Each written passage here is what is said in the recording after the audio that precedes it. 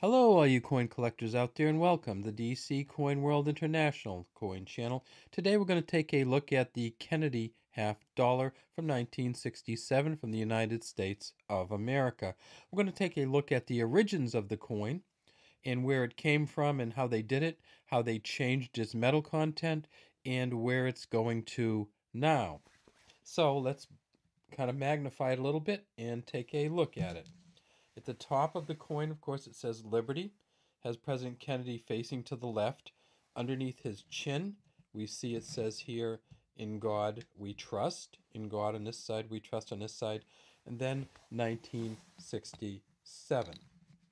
If we tip it up just a little bit more, if we magnify it way up and tip it up here, we also see that there's something underneath the truncation, or where his neck comes across.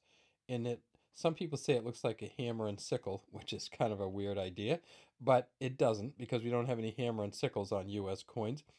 It is actually the engraver's initials. It's a G on the left entwined with an R on the right. So it's G.R. Gilroy Roberts, who engraved the front of this coin, the Kennedy half. The Kennedy half came about in 1964 upon the death of President Kennedy in 1963. So in 1963, this was the half dollar that they were using. It's the Franklin half. And we can take a look at that one here. And if you look at it, you'll see that he's facing to the right. The "In God We Trust" is in a different spot.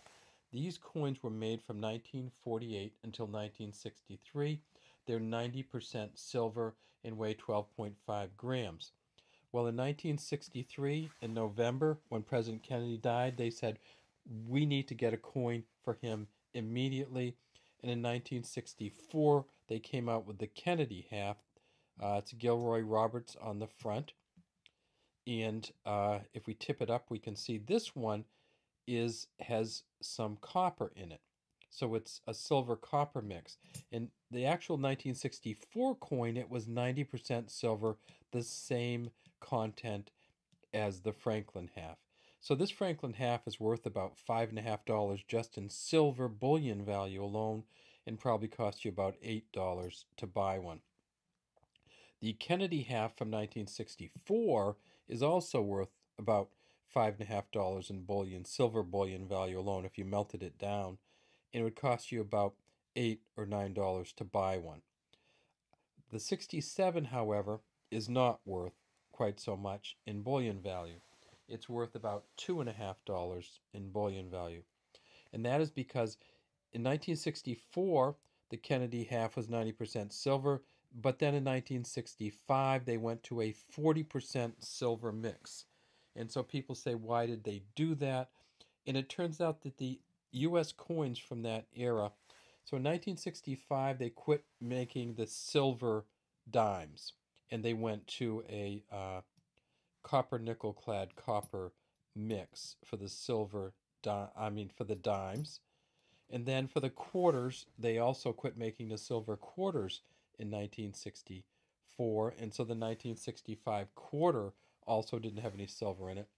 But they maintained some silver, 40% silver, in the Kennedy halves from 1965 until 1970. So if you can find a Kennedy half, it's probably worth $2.50 just in silver value alone if it's between 1965 and 1970, and it's probably worth about $4 or $5 if you buy one from a dealer.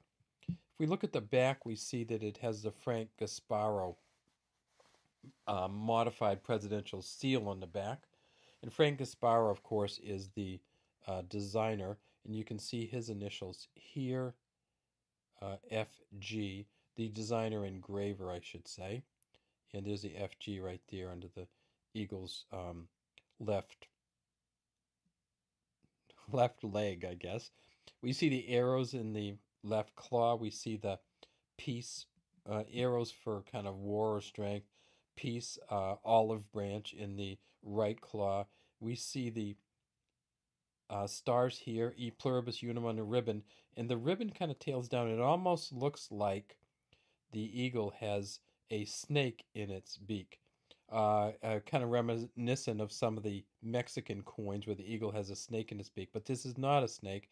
This is the banner as it comes down past the eagle's beak, and you can see the eagle's eye there. On a better version of this, you can actually see the scaling of the eagle's skin, or the feathering of the skin. And then there's the shield here, and down here is the tail. At the top, of course, it says United States of America, and we get the stars going around the outside. At the bottom, it says $50. In 1967, they made a bunch of these. Well, let me talk about 64. In 64, when it was 90% silver, they made about 400 million of them. In 65, when they switched over, they only made about 66 million of the 40 percenters.